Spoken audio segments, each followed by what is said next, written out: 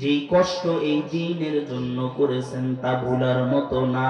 তায়েফবাসী আপনাকে পাগল বলে গালি দেয়, মক্কার মানুষ আপনাকে তাড়াইয়া দেয়, আপনার গায়ে পাথর মারে, কিন্তু আপনি মনে কষ্ট নেন না। নবীর সাহাবী হযরতে আবু বকর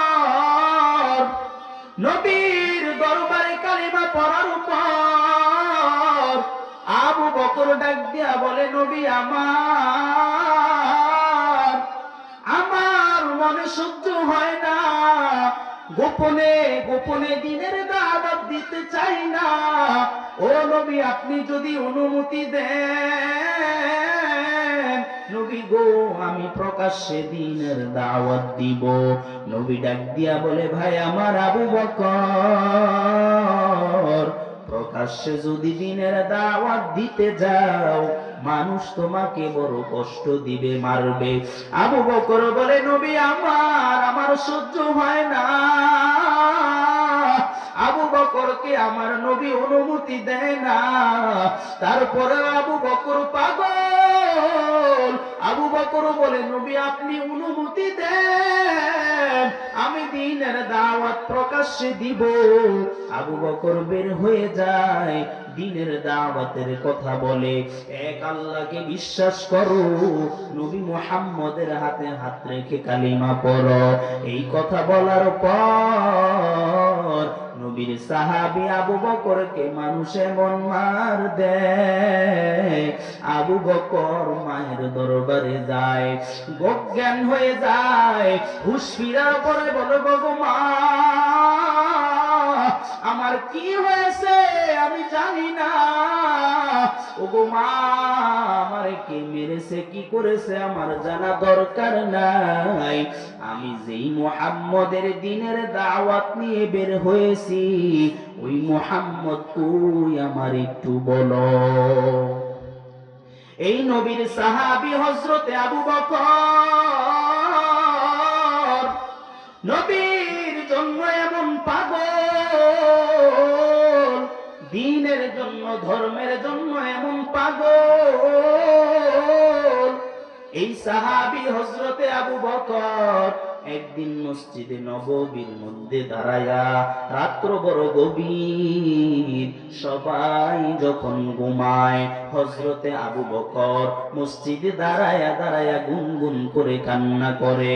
এবার হযরতে আবু বকরের কান্নার আওয়াজ শুনে নবী আমার ডাক দিয়া বলে, ভাই আমার আবু বকর, আপনি কেন এত রাত্রি কান্না করেন? ওরে ভাই আবু বকর, আমি জানি আপনি ওই জাহান্নামের ভয়ে কান্না করেন। ও ভাই আবু বকর, আমার আল্লাহ তো আপনাকে জান্নাতের সার্টিফিকেট দিয়েছে, তারপরেও কেন জাহান্নামের ভয়ে কান্না করেন? আবু বকর ডাক দিয়া বলে, নবী আমার, আমি একটা ব্যবসা করি, আপনি নবী ভালো করে জানেন। ওই ব্যবসার একজন ক্রেতা, যিনি 1 মাস আগে আমার দোকান থেকে কিছু কাপড় ক্রয় করেছিল, ওই ক্রেতা এসে আমাকে বলে, ভাই আবু বকর, তোমার কাপড় ফেরত নাও, আমার টাকা দিয়ে দাও। আবু বকর বলে, ভাই কেন একটু বলবানি? ডাক দিয়া বলে, তোমার কাপড় তখন পছন্দ হয়েছে, এই জন্য আমি নিয়েছি। আজকে হঠাৎ করে তোমার কাপড় আমার ভালো লাগে না, নেও নেও, তোমার কাপড় ফিরাইয়া নেও, আমার টাকা ফিরাইয়া দাও।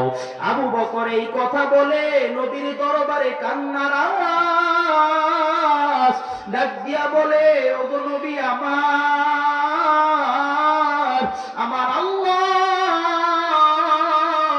দুনিয়ায় আমাকে জান্নাতের সার্টিফিকেট দিয়েছে, আমি বড় খুশি হয়েছি, কিন্তু আজকের এই ঘটনা আমাকে বড় কান্না করাইয়া দিল। বলে, কেন কেন? আবু বকর ডাক দিয়া বলে, নবী আমার, ওই মহিলা পছন্দ করেছে, তারপরেও ভালো লাগে না, ফিরাইয়া দিয়েছে। আমার আল্লাহ কাল হাসরের ময়দানে, যেই ময়দানে কেউ কাউকে চিনবে না, মা সন্তানকে চিনবে সন্তান মাকে চিনবে না। ওই কঠিন হাসরের ময়দানে মা ডাক দিয়া বলবে, সন্তান আমি তোর মা, 10 মাস 10 দিন গর্ভে নিয়েছি, আজকে একটা নেকি হলে আমি জান্নাতে যেতে পারবো। সন্তান তুই আমার একটা নেকি দিবেনি? সন্তান চিনবে ঠিক, বলবে মা আমি তোমারে চিনি না, দুনিয়ায় আমার মা ছিল ঠিক, কিন্তু তুমি আমার মা না। আবার আরেকজন মা সন্তানের দরবারে দৌড়ায়, আরেক সন্তান মার দরবারে গিয়ে বলবে, মা আমি তোমার সন্তান, যেই সন্তানের জন্য দুনিয়ায় তুমি কত কষ্ট করেছো, ওগো মা আমি 2টা নেকির জন্য জাহান্নামে চলে যাব। ওগো মা আমার, তুমি আমারে 2টা নেকি দিবানি গো মা? দেও না মা, দুনিয়ায় কত কিছুই তো আমার জন্য দিলা, ওগো মা আমারে 2টা নেকি দাও।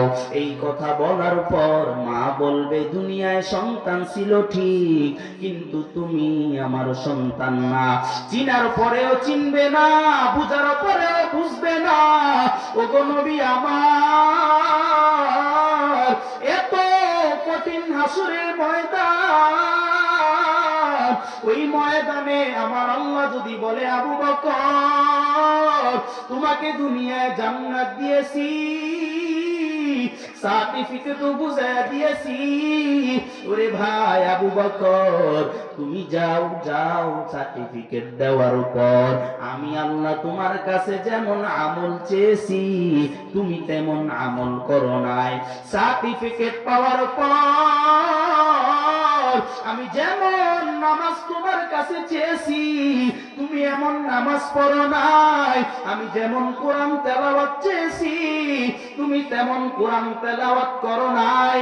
তোমার স্বার্থ অনুযায়ী, সামর্থ্য অনুযায়ী যেমন তোমার দ্বীনের কাজে চেষ্টা করার দরকার ছিল তুমি তেমন চেষ্টা করতে পারো নাই। যাও যাও আবু বকর যাও, তুমি জাহান্নামে যাও, আমার জান্নাত আমারে ফিরাইয়া দাও। আবু বকর এমন ভাবে কান্না করতেছেন। এই আবু বকর কেমন আবু বকর জানেন নি রে বাবা? এই আবু বকর একদিন নবীর দরবারে বসে আছে, নবী যুদ্ধে যাইবে, আবু বকর বসা, উমর বসা, উসমান বসা, আলী বসা, আর সাহাবায়ে কেরাম নবীর দরবারে বসা। নবী ডাক দিয়া বলে, ও সাহাবায়ে কেরাম আমার, যাও যাও যাও সবাই বাড়িতে যাও, গিয়ে যাও যে যেই পরিমাণ দান করতে পারো, যুদ্ধে যাব সামানা দরকার নিয়ে আসো। সব সাহাবীরা দৌড়ায়, দৌড়ায় সবাই বাসায় গেল।